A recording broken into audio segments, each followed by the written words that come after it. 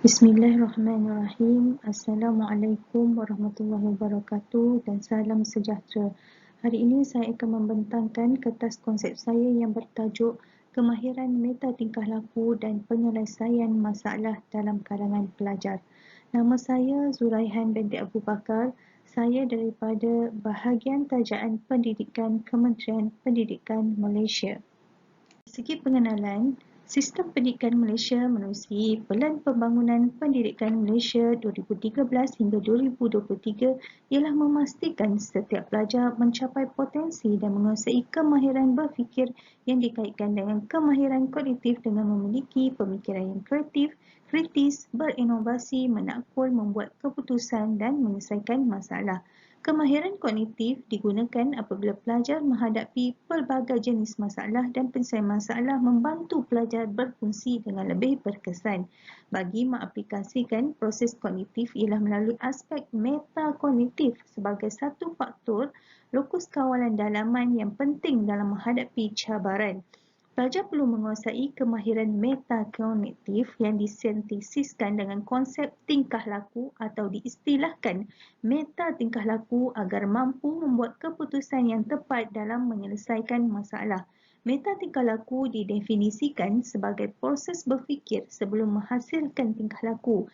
Ia juga adalah satu bidang ilmu yang perlu diterokai dengan lebih luas kerana mempunyai berkaitan dengan keputusan yang diambil pelajar melalui penyelesaian masalah dan memberi kesan dan pengaruh besar dalam kehidupan sebagai pelajar.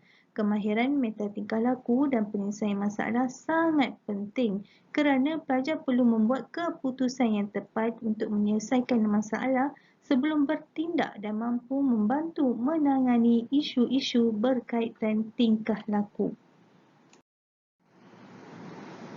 Pernyataan masalah dan objektif. Kemahiran meta tingkah laku dalam penyelesaian masalah ini adalah sangat penting untuk diterapkan dalam kalangan pelajar kerana isu berkaitan tingkah laku pelajar sekolah di negara ini berada pada tahap yang membimbangkan. Pelajar sekolah didapati berhadapan pelbagai isu-isu tingkah laku terutama berkaitan pelanggaran disiplin, pencapaian akademik yang rendah, kurang motivasi atau malas, tidak menghadiri kelas, ponteng, mencuri, membawa dan mengedar bahan lucah, merokok dan malah turut melibatkan masalah yang lebih serius seperti ketanggihan ganja serta terdedah dengan pelacuran kerana dipengaruhi isu seperti tekanan, pengurusan masa, faktor rakan sebaya, konsep kendiri negatif, faktor didikan ibu bapa dan guru dalam membuat keputusan untuk menyelesaikan masalah. Sebilangan pelajar sedar tentang tingkah laku yang dilakukan adalah merupakan kesalahan dan memberikan kesan yang buruk. Namun, pelajar masih melakukan tingkah laku negatif. Hal ini kerana kebanyakan pelajar bertingkah laku tanpa merancang, memantau dan menilai tindakan yang dibuat sehingga melakukan tingkah laku bermasalah negatif. Objektif penulisan artikel ini adalah untuk membincangkan kemahiran meta tingkah laku dan penyelesaian masalah dalam kalangan pelajar. Malahan penulisan ini turut membincangkan secara terperinci tentang isu-isu tingkah laku pelajar dalam menentukan tindakan untuk menyelesaikan masalah. Seterusnya, kerangka teoretikal dan konseptual. Kerangka teoretikal dan konseptual adalah adaptasi daripada kajian Zakri dan Saimah 2018. Interaksi antara teori metakognitif dan tingkah laku digunakan sebagai asas bagi membentuk kerangka teoretikal meta tingkah laku yang menunjukkan setiap tindakan memerlukan perancangan, pemantauan, penilaian melalui strategi metakognitif sebelum tingkah laku dipamerkan. Kemahiran meta tingkah laku ini adalah gabungan sintesis daripada metakognisi dan tingkah laku bersandarkan model metakognisi flavor coordination, manakala konsep tingkah laku berdasarkan kepada teori psikognisi Sprott, teori tingkah laku adjacent dan teori perkembangan sosial moral Kohlberg. Model ini memfokuskan model kemahiran meta tingkah laku yang menekankan kefungsian proses berfikir pada peringkat eksekutif minda. Terdapat dua komponen utama dalam meta tingkah laku iaitu meta pengetahuan tingkah laku dan strategi meta tingkah laku. Secara kesimpulannya, melalui perkaitan meta tingkah laku dan membuat keputusan dapat difahami bahawa tingkah laku yang dipamerkan oleh seseorang pelajar sama ada tingkah laku yang baik atau sebaliknya bukanlah berlaku secara automatik, tetapi tingkah laku tersebut sebenarnya telah dirancang dan dikawal selia di peringkat metakognisi dan meta keputusan. Keputusan atau kemahiran membuat keputusan mempunyai kaitan dengan menyelesaikan masalah dan merupakan sebahagian daripada proses penyelesaian masalah. Semasa menyelesaikan sesuatu masalah, pelajar mungkin berhadapan dengan pelbagai alternatif yang terbaik dan paling berkesan.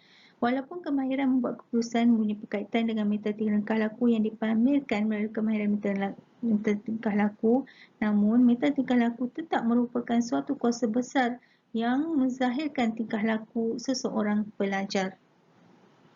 Dari segi dapatan, kita ambil kajian lepas berkaitan meta tingkah laku.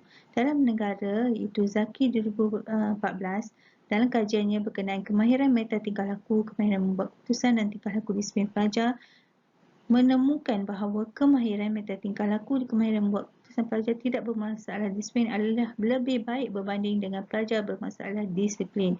Manakala Suryana 2020 dalam kajiannya menemukan bahawa kemahiran meta tingkah laku dalam kalangan pelajar boleh ditingkatkan melalui latihan membina pengetahuan, kepercayaan, menyusun perancangan pengetahuan dan penilaian melalui penulisan diari yang berstruktur sebagai strategi memantapkan proses berfikir sebelum bertindak.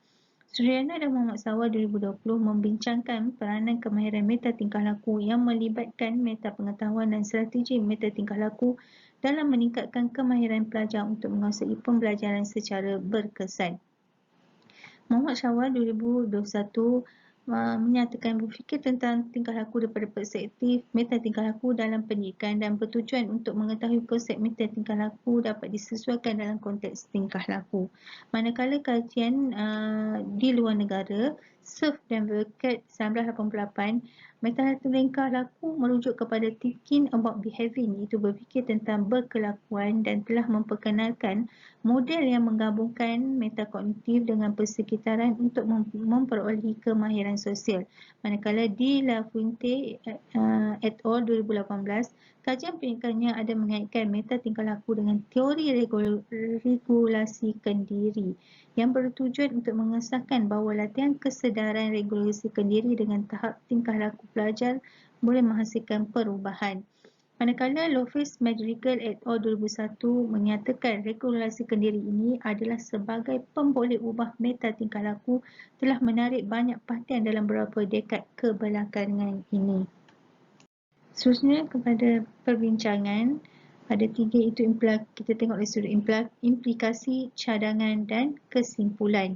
Okey, implikasi kajian ini, kemahiran meta tingkah laku dapat membantu seseorang individu dalam menyelesaikan masalah yang dihadapi dan berguna dalam tingkah laku kawalankan diri. Semakin tinggi tahap kemahiran meta tingkah laku, maka tingkah laku yang dipamerkan akan lebih positif. Cadangan dicadangkan agar lebih banyak kajian berkaitan dengan kemahiran meta tingkah laku dan penyelesaian masalah dijalankan pada masa akan datang. Boleh dijadikan sumber maklum balas yang sesuai kepada semua pihak dalam merancang strategi yang sesuai dan menyeluruh bagi menangani masalah tingkah laku dalam kalangan pelajar yang semakin serius. Kesimpulannya, kemahiran meta tingkah laku mempunyai banyak manfaat dan kepentingan dalam membantu pelajar sedar tentang cara mereka berfikir dan meneroka pelbagai idea penyelesaian masalah. Sekian, terima kasih.